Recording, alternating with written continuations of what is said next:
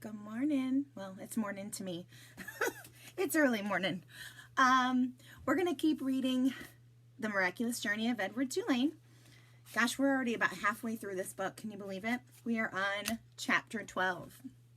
Now, after chapter 11, I asked you guys to update your character list. We've met a lot of different characters. Hopefully, you not only wrote who the character was, but then you wrote a little something about them. I know when I'm reading books of my own, a lot of times authors introduce characters over and over, and then I kind of forget, oh my gosh, how was that person involved in this story? How was that character involved? So that's why I asked you guys to do an updated character list.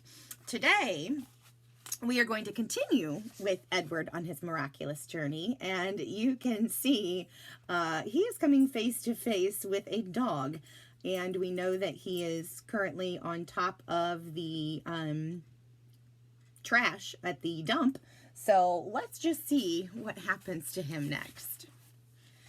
Edward did not have much time to savor the light, for the dog suddenly appeared above him, dark and shaggy, blocking his view.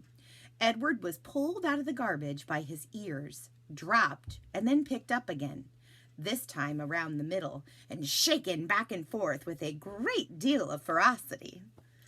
The little dog growled deep in its throat, and then dropped Edward again, and looked him in the eye. Edward stared back. "Hey, get out of here, you dog!" It was Ernest, king of garbages and therefore king of the world. The dog grabbed Edward by his pink dress and took off running. "That's mine! That's mine! All garbages is mine!" Ernest shouted. "You come back here!" But the little dog did not stop. The sun was shining, and Edward felt exhilarated.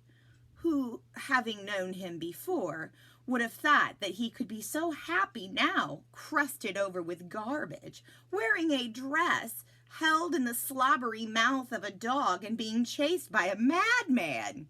But he was happy. The dog ran and ran until they reached a railroad track.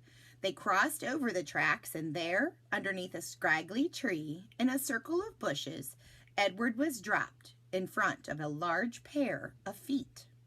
The dog began to bark.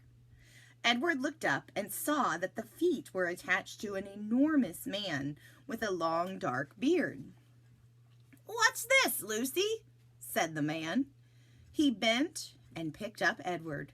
He held him firmly around the middle. "Lucy," said the man, "I know how much you enjoy rabbit pie." Lucy barked. Yes, I know rabbit pie is a true delight, one of the pleasures of our existence." Lucy let out a hopeful yip. "And what we have here, what you have so graciously delivered to me, is definitely a rabbit. But the best chef in the world would be hard-pressed to make him into a pie." Lucy growled. "This rabbit is made of china, girl." The man held Edward closer to him. They looked each other in the eye. "You're made of china, aren't you, Malone?" He gave Edward a playful shake. "You are some child's toy, am I right? And you have been separated somehow from the child who loves you." Edward felt again the sharp pain in his chest. He thought of Abilene. He saw the path leading up to the house on Egypt Street. He saw the dusk descending and Abilene running toward him. Yes, Abilene had loved him. "So, Malone," said the man.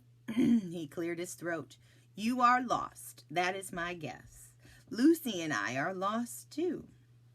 At the sound of her name, Lucy let out another yip.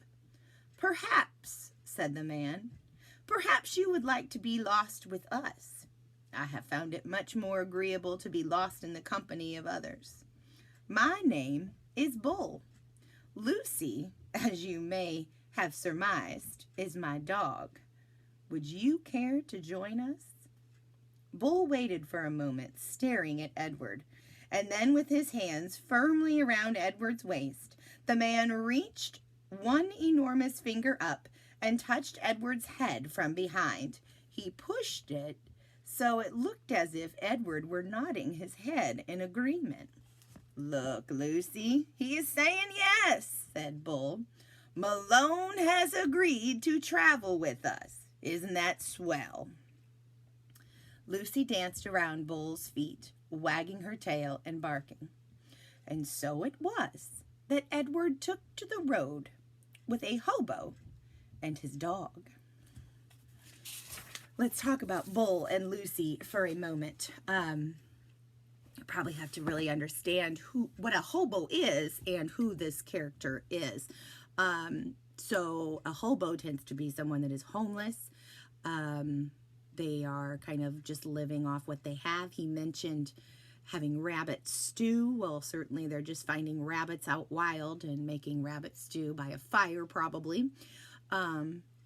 So his dog, Lucy, was probably rummaging through the garbage trying to find, something to eat, something good. And here he came across Edward/Susanna. And now we have a new name for Edward, Malone. Don't forget to check your Google Classroom for your assignment. On Chapter 11, we will begin... Oh, I'm sorry. That was Chapter 12. We will begin Chapter 13 tomorrow. Okay? I will see you next time. Oh my gosh, she terrified me. My daughter's awake. I'll see you next time, guys. Bye.